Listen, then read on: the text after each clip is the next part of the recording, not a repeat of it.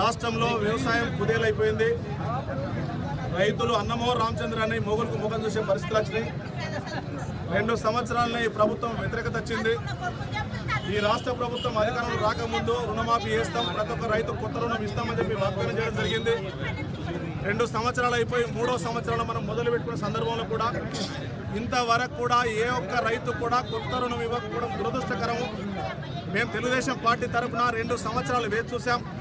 కనీసం ఈ రాష్ట్ర ప్రభుత్వం రైతు రుణమాఫీ ప్రకటన చేయడం జరిగింది. కనీసం కొత్త రుణం ఇస్తుందని చెప్పేసి 2014 చూసాం, 2015 చూసాం, ఇప్పుడు 2016 ఉన్నాం. 3వ సంవత్సరం అయినప్పటికీ కూడా ఏ ఒక్క రైతు కూడా క్రాప్ లోన్ ఇవ్వకపోవడం అనేది ప్రజల్లో ఖచ్చితంగా నిరసన ఉన్నది.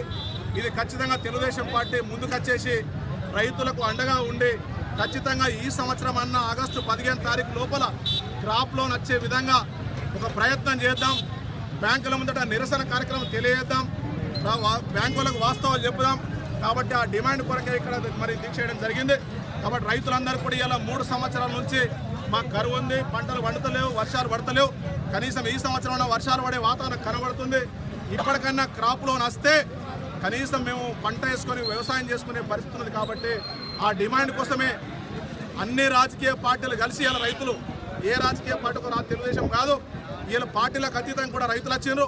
కాబట్టి మేము బ్యాంకుల ముందట మరి నిరసన కార్యక్రమాలు చేపట్టాం.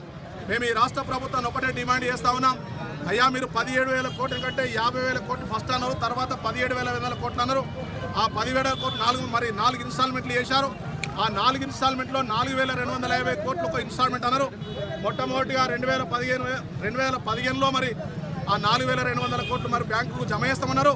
ఆ 4,250 కోట్లు 4 సార్లు చేసిండ్రు. మరి 2వ సంవత్సరం కూడా 4,250 కోట్లు అన్నారు, అవి 4 సార్లు చేసిండ్రు. ఇప్పుడు ఈ సంవత్సరం ఎందుకంటే 4,200 కోట్లకు మేము 1000 కోట్లే జమ చేస్తామని జేడీ అకౌంట్కు జమ చేయడం జరిగింది. కానీ బ్యాంకు వాళ్ళు ఏమంటున్నారంటే మీరు గంటకో రూపాయలు మరి మీరు బ్యాంకు వాళ్ళు ఏమంటున్నారంటే మీరు 6 నెలలకో 3 నెలలకో ఇన్స్టాల్మెంట్ జమ చేస్తే మేము రైతుకు కొత్తగా రుణం ఇవ్వలేము, ఏకకాలంలో ప్రభుత్వం జమ చేస్తే తప్ప మేము కొత్త రుణాలు ఇవ్వలేమని బ్యాంకు వాళ్ళు మరి వాళ్ళు చెప్తా ఉన్నారు. కాబట్టి మాకు అవన్నీ సంబంధం లేదు. అది బ్యాంకు సమస్య, అది రాష్ట్ర ప్రభుత్వ సమస్య.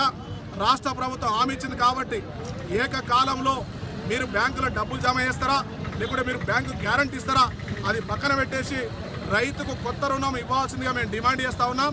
ఒక రైతుకు ఎకరానా 28,000 చొప్పున ఇవ్వచ్చు, అది 5 ఎకరాల వరకు ఇవ్వచ్చు. 5 ఎకరాలకు ఇచ్చేస్తే 1,50,000 వరకు కూడా ఇవ్వచ్చు. మీరు ఆఫ్టర్ ఆల్ తెలంగాణలో ఎందుకంటే 30-40 వేల కన్నా ఎక్కరు ఏ రైతు కూడా లేడు. అవి పక్కన పెట్టేసి అదనంగా ఇంకా 50,000 లక్షను మరి కొత్త రుణం ఇస్తే తప్ప ఈ రైతులు వ్యవసాయం చేసుకునే పరిస్థితులు లేరని చెప్పేసి మేము ఆ డిమాండ్ కోసమే ఇవాళ రాష్ట్ర వ్యాప్తంగా ఎల్లారెడ్డి నుంచి స్టార్ట్ చేసినాం. రాష్ట్ర వ్యాప్తంగా కూడా అన్ని బ్యాంకులకు కూడా ఇట్లనే నిరసన కార్యక్రమం డిమాండ్ చేస్తాం, ప్రభుత్వాన్ని నిలదీస్తాం.